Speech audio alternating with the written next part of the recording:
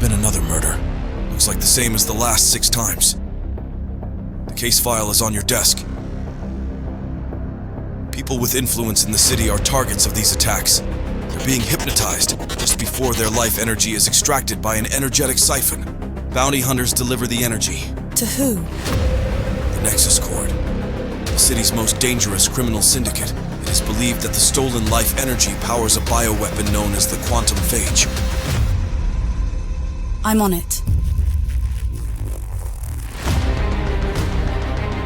We need the circuit breakers on this one.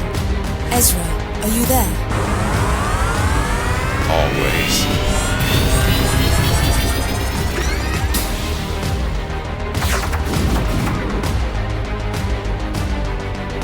One of us has infiltrated the Nexus Cord. He is trying to discover the location of the lab. There is no time to waste. I'll go by myself.